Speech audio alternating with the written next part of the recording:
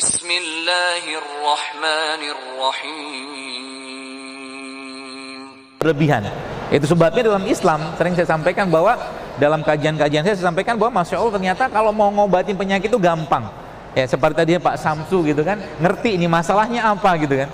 Tubuh kita tuh sekarang saat ini kenapa jadi masalah? Karena pertama dia yang justru malah kita tidak banyak kasih nutrisi atau kasih zat gizinya, itu justru malah organ yang paling penting dalam tubuh kita. Organ tersebut namanya apa? Kolbu. Kita nggak tahu organ itu letaknya di mana, tapi Nabi pernah menyebutkan sebuah hadis, kata Nabi apa? Iza sholahat sholat jasad kulluhu wa iza fasadat fasada jasad kulluhu. Contoh begini. Kurma ini makanan sehat teman-teman sekalian. Ya, sangat sehat ya. Ya, dia mengandung besi, dia mengandung kalsium, dia mengandung berbagai macam bahan penting dalam tubuh kita. Tapi kalau seandainya kurma ini dimakan berlebihan, pasti muncul masalah. Seperti itu. Nah, pertanyaannya, bagaimana kurma ini bisa menjadi makanan buat raga kita? Ya gampang, tinggal ambil kurma makan selesai, rehat kita. Tapi pertanyaannya, bagaimana kurma ini bisa menjadi makanan buat kolbunya kita? Caranya adalah Anda makan 1, 2, 3 butir kurma, lalu kurma tadi Anda kasih ke orang lain. Paham ya? Anda kasih ke orang lain, maka dia akan menjadi makanan buat kolbunya kita. Berupa apa? Berupa kasih sayang, berupa cinta, begitu. Ya, jadi waktu kita memberi sesuatu kepada orang lain dalam bentuk sedekah, sebenarnya kita bukan memberi fisik, tapi kita meluapkan perasaan atau mengalirkan atau menyalurkan perasaan kita kepada mereka. Itulah yang Nabi katakan, semakin sehat kolbunya, semakin sehat raganya. Jika kolbunya bermasalah, pasti raganya akan ikut-ikutan bermasalah. Ya, dan itu bisa kita pakai sebagai salah satu bentuk pengobatan. Itu sebabnya sering saya sampaikan di berbagai kajian saya katakan, coba ketika lagi ada sakit, jangan ujuk-ujuk datang kalau misalkan nggak emergensi. Jangan langsung katakanlah datang ke rumah sakit kalau tidak darurat ya. Jangan datang langsung ke terapis, ke herbalis, ke pembekam. Jangan, datang dulu ke Allah. Temui Allah. Berwudu dulu, sholat 2 rakaat, minta petunjuk sama Allah. Karena bisa jadi obatnya, sakitnya seseorang itu hanya mungkin dari sedekah yang berikan pada orang lain. Disebutkan dalam sebuah riwayat kisah di Saudi Arabia, ada seorang wanita sekalian. Wanita Saudi ini dia subhanallah kena kanker.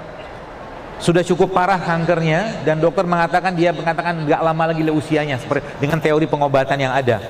Dan dalam rumah dia itu ternyata Masya Allah ada seorang wanita yang bekerja. Wanita itu orang Indonesia. Menariknya setiap per 2 jam wanita tadi, orang Indonesia tadi itu pergi ke toilet, ke kamar mandinya. Apa yang dikerjakan? Dia awalnya bingung, ini apa ini orang, kenapa bolak-balik kamar mandi? Ya. Dan Masya Allah tabarakallah, akhirnya baru ketahuan bahwa wanita tadi punya anak bayi di Indonesia, dan setiap dia ke kamar mandi itu membuang asinya dia buang. Ya, bayangkan. Dan ketika wanita Saudi tadi mengetahui kejadian tersebut, ini kisahnya masyhur sekali waktu itu di Saudi, dan subhanallah akhirnya apa? Dia suruh pulang karyawan tadi, dia punya khadimat tadi, pembantu tadi, dia suruh pulang, kamu pulanglah, gajimu tetap saya berikan, dan nanti kalau kamu pulang kabari saya ke sini. Kalau kamu pulang lagi ke Indonesia, dikasih kesempatan 6 bulan untuk menyusui anaknya, nanti kalau kamu pulang lagi kabarin saya akan ongkosi lagi kamu balik ke sini. Dan subhanallah beberapa lama kemudian wanita itu pulang, dan waktu wanita tadi dicek lagi sama dokternya, ternyata kankernya sudah hilang semua. Ini yang saya katakan solusi spiritual. Solusi spiritual yang banyak umat Islam tidak pakai atau lupa bahwa Islam memberikan pedoman yang luar biasa.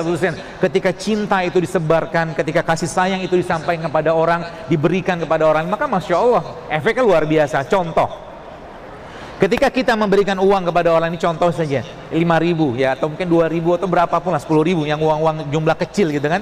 Orang itu ketika menerima uang kita, ya pasti dia akan mengucapkan alhamdulillah, terima kasih, Masya Allah, alhamdulillah, seperti itulah.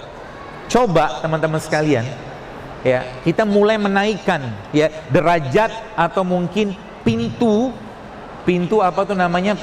atau keran perasaan kita itu kepada orang lain. Ya, dengan cara apa? Misalkan biasa ngasihnya 10.000, sekarang kasih 100.000.